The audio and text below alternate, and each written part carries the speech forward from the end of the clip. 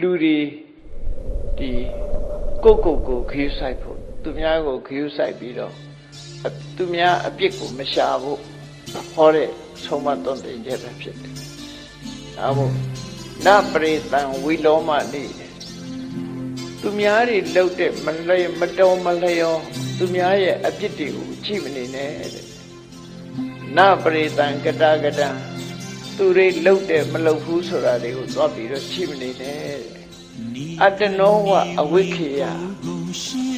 ကိုယ်အလုပ်ကိုဟာကိုယ်သာချီကိုကောင်းမကောင်းကိုဟာကိုချီကိုလှုပ်မလှုပ်ကိုဟာကိုသာချီကတ္တနိအကတ္တနိစာကိုလှုပ်တယ်ကိုမလှုပ်ဘူးဒီဟာပဲကိုပဲဆန်းစစ်ပါသူများတွေသွားပြီးအပြစ်မြင်မနေပါနဲ့ကိုပဲဆန်းစစ်ပါအဲ့တော့ကိုဆန်းစစ်တဲ့အလုပ်ကိုလုပ်ခိုင်းတာမလားနော်လောကလူတွေက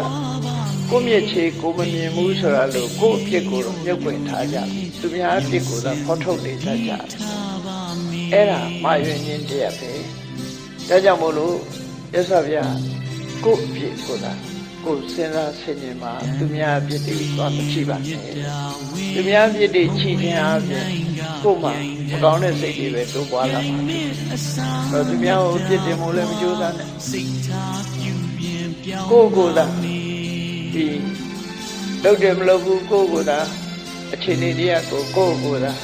စဉ်းစားဆင်ခြင်သုံးသပ်ကြည့်ရမှာဖြစ်တယ်ဆိုတဲ့သွန်သင်ဆုံးမချက်ဖြစ်တယ်အဲ့ဒါလေဆွဆွပြင်းပြင်းမှတ်ထားပြီးတော့သူများအပြစ်ကိုတွေးမိတာနဲ့နပရိသံဝီလောမနိနပရိသံကတကတသူတော်ဘာမတော်မလျော်တဲ့အမှုကိစ္စတွေသူတော်ဘာလှုပ်တယ်မလှုပ်ဘူးဆိုတာတွေကိုတွားပြီးတော့စိတ်ဝင်စားနဲ့မကြည့်နဲ့သူများအပြစ်တွေကိုမမြင်နဲ့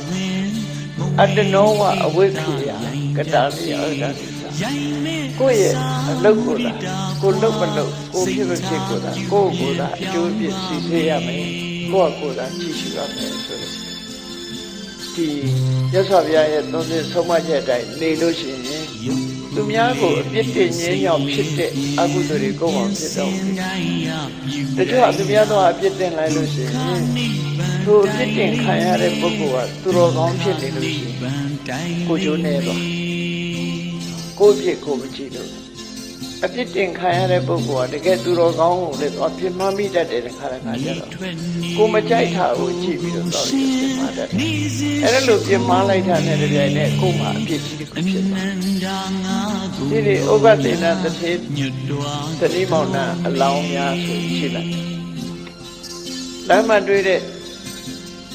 ပိစိကဗုဒ္ဓကိုသူတို့ပါလာတဲ့သာဝတ္တဘုရားလူလိုက်တဲ့လမ်းကြုံလို့တွေ့တဲ့ထဲလူပြီးတော့ဆူတောင်းတဲ့အရှင်ဘုရားသိတဲ့တရားမျိုးသိရပါလို့ပိစိကဗုဒ္ဓကြည်လိုက်တော့သူတို့ဆူတော်ပြေးမယ်ဆိုတော့ပိစိကဗုဒ္ဓကဝန္တာအာရပြုံးလိုက်တော့အမျိုးသမီးကစာပြီးပါပြောတယ်အေးဟိုကိုရောပြုံးနေတော့အလူပညာသမားနဲ့တူတယ်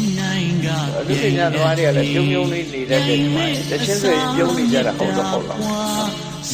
မပြုံးရင်လည်းပြုံးဆိုတာအေးအဲ့ဒါလို့ဒီကိုရောကပြုံးနေတော့တချင်းတယ်နဲ့တူတယ်ကိုခေတော့တချင်းတယ်လို့မခေါ်ဘူးဆိုတော့မဝင်နိုင်ကြနိုင်တတ်သည်ယောက်ျားလုပ်တဲ့သူကလည်းအေးဟုတ်မှာပေါ့ကွာလို့ဆိုအဲ့ဒီလို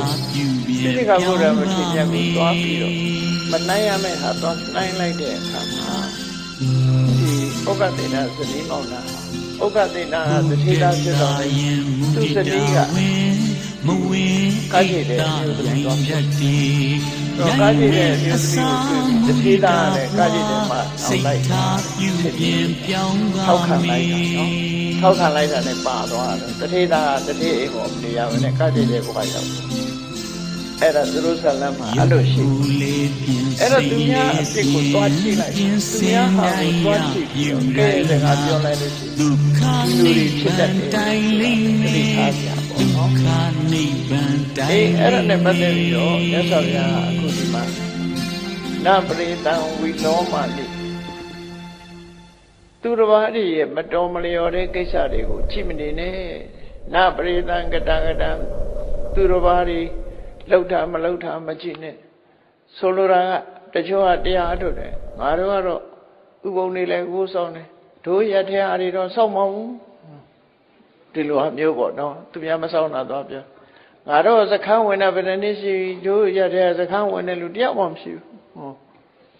အဲ့ဒါလို့သူများကိုသွားမကြည့်လေနဲ့လို့သူဆိုလိုတယ်ပေါ့အတ္တနောဝအဝိခေယကတနိအာကတနိသကိုလုထာဝဲကိုကြည့်ပြီးတော့ကိုပဲဆန်းစစ်ပါလို့မြတ်စွာဘုရားဟောတာနော်ပြုတွေနေနဲ့တဏှာခရီးသွားရင်ဒီသူများအပြစ်ကိုမကြည့်နဲ့တရားပေါ်လမ်းလျှောက်လို့ရှိရင်လည်းပဲကိုလမ်းကိုကြည့်ရှောင်ချော်ကြလို့ရှိရင်ဒုက္ခရောက်နိုင်တယ်တဏှာခရီးသွားတဲ့အခါမှာလည်းသူတို့ဘာအပြစ်တွေကိုမကြည့်နဲ့ကိုလမ်းကိုလျှောက်ပြီးကြည့်ရမယ်ဆိုတဲ့ဆုံးမသွန်သင်တဲ့စကားတွေဖြစ်ပေါ်လာတာဖြစ်တယ်နော်တရားချစ်ခင်သူတော်စင်ပြိဿပေါင်းတို့မြတ်ဗုဒ္ဓဆုံးမတဲ့ဒီကိုချင်းတရားလူသဘာဝကိုဖော်ပြလို့သူများအပြစ်ကိုသာချိတတ်တဲ့လူသဘာဝမြတ်စွာဘုရားသူများအပြစ်မကြည့်ဘဲနဲ့ကိုယ့်အပြစ်ကိုချိရှားကြံကြည့်ဖို့ဆုံးမသွန်သင်တဲ့အဆုံးအမတွေကိုဘဝသင်္ကန်းစာအဖြစ်မှတ်ယူပြီးတော့တို့တွေလိုက်နာကျင့်သုံးကြရမှာဖြစ်တယ်လို့ကိုယ်စီမှတ်သားပြီးကြိုးစားအားထုတ်နိုင်ကြပါစေကုန်သတည်း